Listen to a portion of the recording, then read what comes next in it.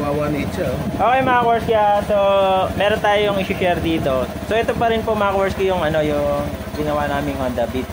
So pag-usapan lang natin yung about sa minor ng isang FI. Tama po bang mababa ang minor o mas tama kung susundin natin yung nasa manual? Okay? So mga Kaworski, tama po bang pagka mababa ang minor malakas sa gasolina? Kasi kami mga Kaworski, pasturo to ng mga mentor namin, sila Sir Aaron. Pagka talaga mataas o mababa ang minor, mas malakas po ang kain ng gasolina. Ayun naman, 'di ba?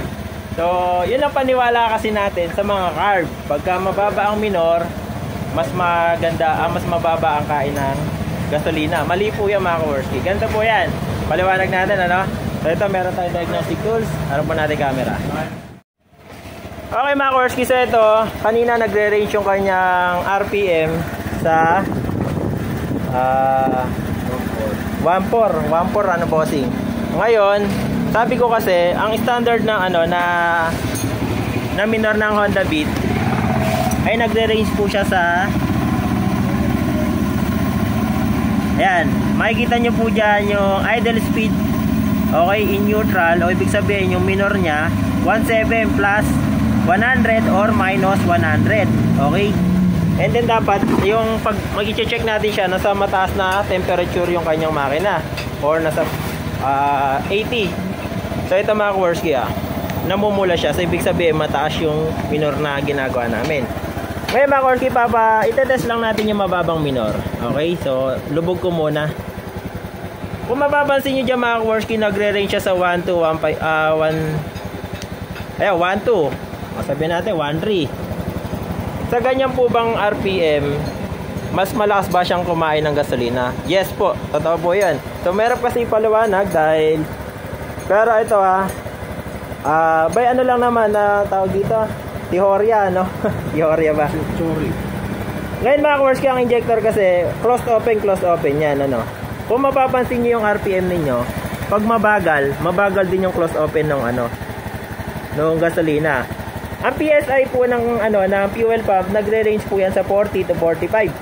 Okay? Yun yung standard, Ngayon mga Kaworski, so nakapix yung yung buga ng gasolina. Yung open ng injector, pagka mabagal ang minor, so ibig sabihin malakas ang puwersa ng nung gasolina kasi mabagal ang open ng valve ng injector. Pero pagka itatama natin yung RPM na gagawin nating 16 to 17, okay? Ayan, 16 to 17. Bakit videoan mo nga ako para ayan. Pag natama natin mga Kaworski sa 16 to 17, kung mapapansin nyo yung yung makina, bumilis tama lang natin. Dapat nag-range siya sa 16 to 17 lang. Magsisimula siya sa 16, dapat hindi nakapalo ng 17 yan. Ayan, 16. So kung mapapansin niyo yung makina, mabilis yung Pagka ganito po kasi yung pitik ng ng gasolina mga Kaworski, hindi po masyadong malakas yan. Kasi nga, pag mabagal, ganyan kasi pitik na yan. So yung 115 na 45 PSI o 40 PSI ng nung gasolina, mas malakas yung buga. Kaya nga mas mataas kumain ng gasolina. So ibig sabihin lang namin dito mga Kaworski, dapat talaga sundin natin yung manual, okay? So hindi po totoong nakakatipid sa gasolina pagka mababa ang minor, okay? So 17. So ibig sabihin minus 100 and then plus 100, nagre-range siya sa 16 to 18, okay? So tamang minor niya ganyan lang po Pero kukunin niyo po yan sa mataas na ECT. So ito, baka umabot na ng 120. Kasi hindi tumatakbo yung makina, then naka-close pa tong pan. So mga Kaworski, ganyan magta-timing ng minor ng motor.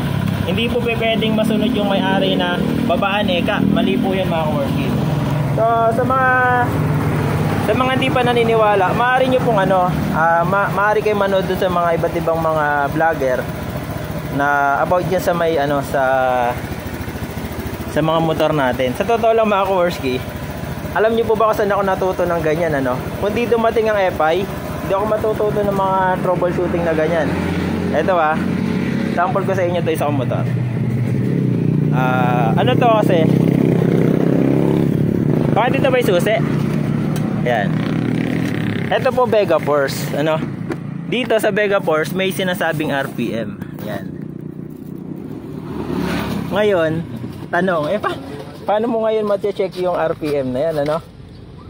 Paano? Kasi wala naman diagnostic to dahil carb type, ano? So pwede rin tayong gumamit ng tachometer or pakiramdam. Yan. Pagka sanay na sa pakiramdam ang gumagawa ng motor, kahit di na gumamit ng diagnostic tools, sureable na yon. Pero mas the best pa rin talaga, may diagnostic tools. Okay? So yun lang mga kaworski, sana may natutunan kayo sa video na to. Lahat po ng motorcycle may tamang RPM. Hindi po totoong nakakatipid sa gasolina pag mababa ang RPM ng isang motorcycle. Okay? So yun lang mga kaworski, maraming salamat sa mga sumusuporta sa akin channel. Okay? And then maglalabas pa tayo ng iba't ibang video na dapat natin pag-aralan, dapat natin matutunan sa mga motor na to. Ito mga kaworski, hindi ko naman sinasabing magaling kami, ano? Base lang din to sa experience na ginagawa namin, nalalaman namin yung totoo. So hindi naman tayo magkakamali kung ang susundan natin ay yung manual na binigay ng manufacturing. Okay? So yun lang mga kaworski, maraming salamat. God bless you all po sa inyong lahat.